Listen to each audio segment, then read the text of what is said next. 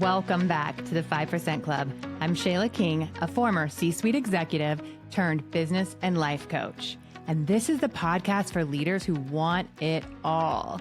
The promotions, the paychecks, and luxurious amounts of time for the things that matter most. Each week, I'm going to teach you from my performance and happiness formula what it takes to rise to the top without burnout and overwhelm. Work less, make more, and design a life you love. That's what we do in the 5% Club. Let's go. Hey, Shayla here, jumping in real quick because if you're a woman in corporate making $150K or more and you're still waiting on a promotion that should have happened 2 years ago, this one's for you. I'm hosting a free live webinar called the Promotion Playbook, and I'm going to show you exactly why high-performing women get stuck in middle management and what it actually takes to get to the executive level and love your whole life. We're going to cover my performance and happiness formula, and you'll walk away with real strategies that you can use right away.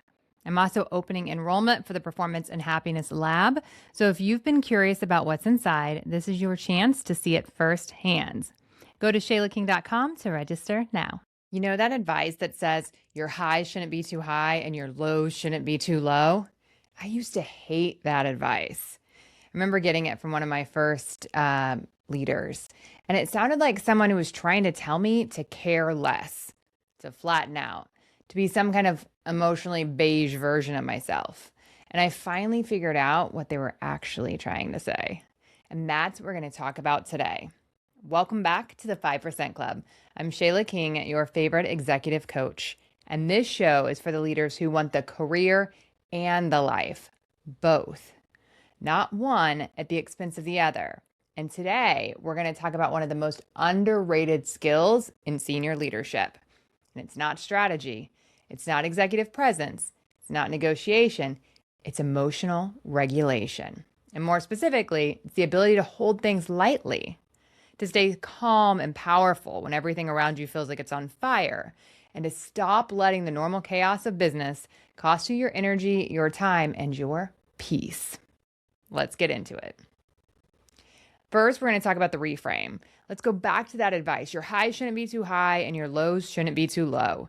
Here's what I now believe they were actually trying to say. Stop being so dramatic about things that are just part of doing business. That's it. That's the whole message. Because here's the truth about senior leadership. The most successful, the most sustainable, the most respected leaders at the top are not the ones who care the hardest. They're the ones who have seen enough to know what actually deserves a reaction and what doesn't. They're calibrated, not checked out, calibrated. And when you have not yet developed that calibration, your reaction to normal business chaos broadcasts it loudly. Think about a teenager going through their first breakup. This is the most devastating thing that's ever happened to them, because it is. It's the biggest heartbreak of their entire life, because in their entire 16-year lifespan, this is not a perspective that changes until you've lived it. Now imagine that same energy applied to a corporate setback. When a leader requires to challenge dramatically, what they are signaling, whether they mean it or not, is that this is new to them. This is the biggest thing they have ever dealt with. And the people around them, their teams, their peers, their senior stakeholders, they read it. It does not make them feel safe. It does not make them feel confident in that leader's ability to hold the room when things get hard. The difference between a mid-level leader and a senior one is often not strategy. It's composure.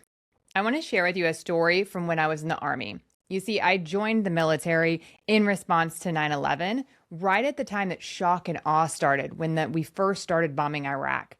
And so we were absolutely at wartime. And so we had a saying, and it was, if you're not in Iraq, today is a good day. It sounds simple, but it's actually really profound. When you're regularly operating in genuinely high stakes, high stress environments, your baseline recalibrates. The things that used to feel enormous start to feel manageable. Not because you're numb, because you have context. I remember talking to civilian friends after my service and hearing them in genuine distress over burnt toast, the laundry not being dry, spilling coffee on a shirt. And I say this with love, and it was hard not to laugh. Not because those moments aren't annoying, but because when you've operated at a different level of intensity, the scale shifts. This is what happens to seasoned leaders. They're not indifferent. They've just accumulated enough reps in high pressure situations that the lower level turbulence doesn't even register the same way. And here's what I want you to hear. You can build this. You do not have to wait until you have 20 or 30 years of executive experience to start developing this capacity. You can choose to start responding instead of reacting right now. I want to read you something. I want you to listen to this list and just notice what happens in your body as I go through it. These are the things that happen in business, not sometimes, but regularly. A project misses its deadline. An employee you counted on resigns without warning. Someone is condescending to you in a meeting. You make it to the final round of interviews and you don't get the role. A direct report goes around you to your boss.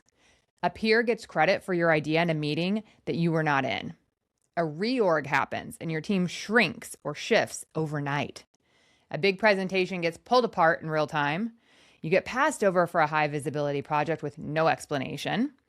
A key client relationship goes cold. You receive critical feedback in a performance review that feels completely unfair. A teammate you advocated for publicly underperforms. Budget gets cut mid-initiative and your project loses its resources. You get left off of an important email chain or meeting invite. A former employee, including one you terminated for cause, files for unemployment. A major ERP or SAP system blows past its delivery date. Again, you get laid off. All of that, every single one of those things, it's just business. It's just a Tuesday in corporate America. And yet so many leaders, each one of those events can trigger a desperation spiral, a loss of energy, focus, and presence that is completely disproportional to what actually happened. That underdeveloped response is to catastrophize, to take it personally, to stew, to rehearse what you should have said, to tell 3 people about it, to let it live rent-free in your head for a week. The senior response is to say, plot twist, and move on.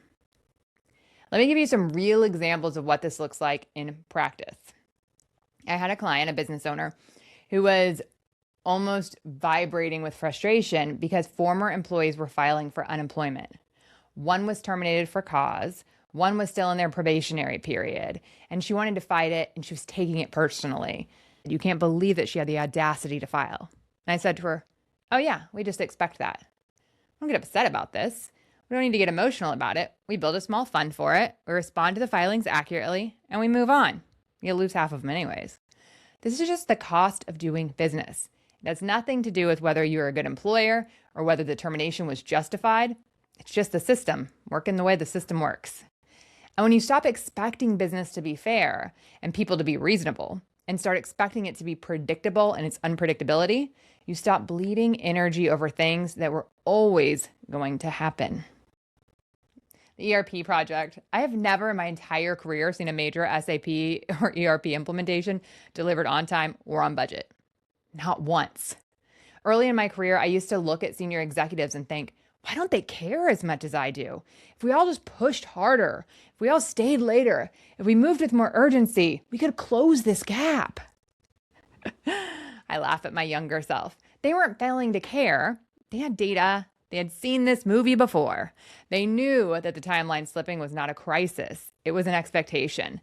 And they were not going to donate their evenings and their energy and their peace of mind to a business reality that was not going to change because they cared harder. Sound familiar? Staying late to finish one day earlier? It's not leadership. It's an energy leak dressed up as commitment, and it ruins your time with your family. It ruins your emotional energy. And that is the extraness that we volunteer for, that we sign up for, that makes us feel resentful for our work, that makes us exhausted and look like we don't have enough time or energy for the next promotion, and that takes away from the people and our own health that we need to focus on the most. All right, let's talk about another example. Someone talks down to you in a meeting. Maybe they interrupt you.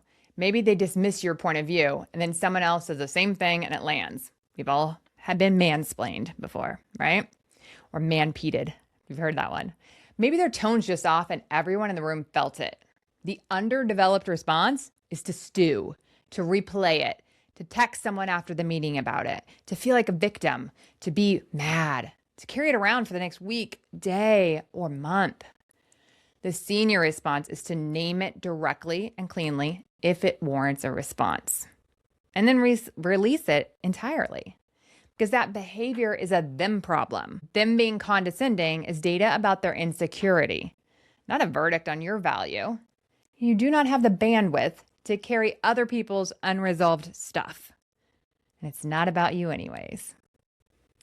So let's do another one. Someone you counted on gives you notice out of nowhere. And your first instinct is to take it personally, to ask what you did wrong, to catastrophize about coverage and continuity. The senior response, wish them well. Start the transition plan that afternoon. Remember that people leave. It's not a betrayal.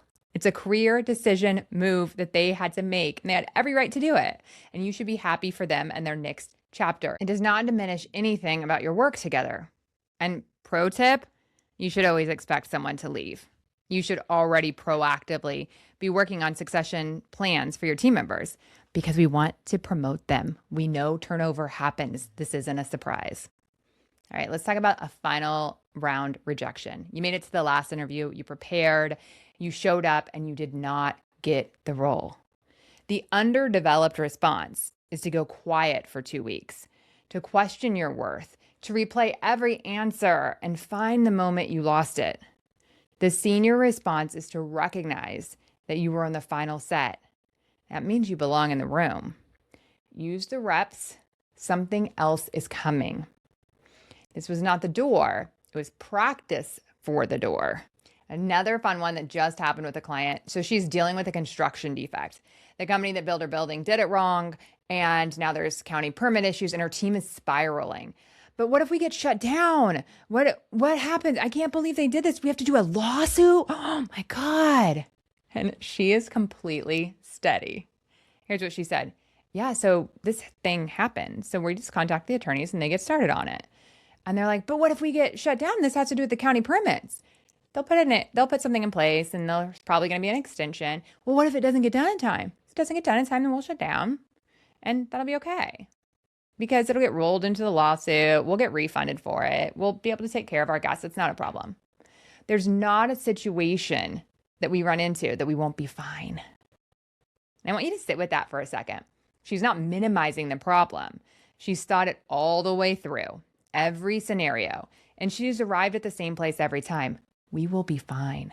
It's not denial. That's a leader who has done the work to regulate her own nervous system so completely that she can regulate everyone else's. Her team is not calm because the situation is calm. They are calm because she is. That's what senior leadership actually looks like in a crisis.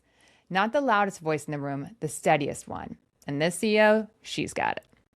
All right. Levity is a leadership skill. Here's the thing I want you to take away from all of this. Levity is not indifference. It's one of the most advanced leadership skills there is. The leaders who can hold difficulty lightly are not detached from outcomes. They are secure enough in their own footing that they do not need every circumstance to go right in order to stay functional. They have internalized a fundamental truth. Most of what feels catastrophic in the moment is just the cost of doing business at this level. I help my clients develop this, not by telling them to care less, but by helping them see that their dramatic response to normal business events is actually costing them more than the events themselves ever could. Because here's what happens when you regulate. You make better decisions. You're not operating from a flooded nervous system. You earn more trust. Your team watches how you handle adversity. Composure, my friends, is contagious. So is panic. So you last longer. The leaders who burn out are not the ones who worked the hardest. They're the ones who could not stop caring about things that were never going to change. That is what I mean when I say that sustainable senior leadership requires sustainable energy. And sustainable energy requires that you stop treating normal business chaos like a personal emergency. So how do you actually develop this capacity? A few things that I come back to with clients. First, build your expected list. Start cataloging the things that are predictable in your industry, in your company, in your career. Projects run over, timelines slip, people leave, decisions get reversed, credit gets misattributed. Build your list and start treating those events as expected rather than exceptional. Okay, I got one more of those out of the way. When you stop being surprised, you stop being derailed. And then catch that spiral energy. The despair spiral does not start big. It starts with one thought, and then it recruits another and another and another, and you're mentally rehearsing a conversation that happened on Monday. The moment you notice that spiral starting, name it. Act like it's an old tape player, turn the tape player off, and decide what you want to direct your brain to think about before. Then ask the Army question. Are we at war? Am I actually going into battle? If not, it's a good day. It's a manageable inconvenience in an otherwise functional situation. Act accordingly. All right, something unexpected happens. Instead of asking why this is happening to you, yell, plot twist. Okay, what's next? It's not denial. It's a choice to redirect your energy towards what you can actually control. And simmering in it isn't helping. All right, the most successful and happiest leaders I know have one thing in common. They have learned how to manage their mind and their state. Not perfectly, not without feeling things, but they do not let every turbulence in the system become a full stop. They regulate instead of react. They hold things lightly. They know that the career they want at the level they want requires them to be a stable presence in unstable conditions. And they've decided to build that capacity intentionally and not wait for experience to hand it to them. It's exactly what the 5% do differently. If this episode hit home, share it with a leader who needs it. Leave a review if you're finding value here, and come find me on LinkedIn, where I talk about this stuff every single week. And I want to let you know that we're currently enrolling for the Performance and Happiness Lab for our next cohort.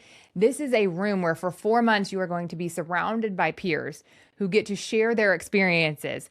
Oh, you just had a fallout with the board? Been there. Here's how I handled it. And you get to see these situations play out and learn from other people's experience. So it doesn't have to always be your first time and you working through the whole thing. You can learn from others, find out where the landmines are, and you can learn to have the levity and ease that polished and experienced executives have, even before you've had the years and reps in. And it's just a great way to feel supported and learn even faster. So check out more details on that, shaylaking.com/phlab. There is no better room for a corporate leader to be in. I'll see you next week. Thanks for joining me in the 5% Club today. If you're ready to make more, work less, and design a life you love, then go to shaylaking.com and join the waitlist. You'll be the first to know when there's openings to work with me in one-on-one coaching or the Performance and Happiness Lab, my group container where you will learn to be a high-performing, highly paid executive who loves your whole life. I'll see you there.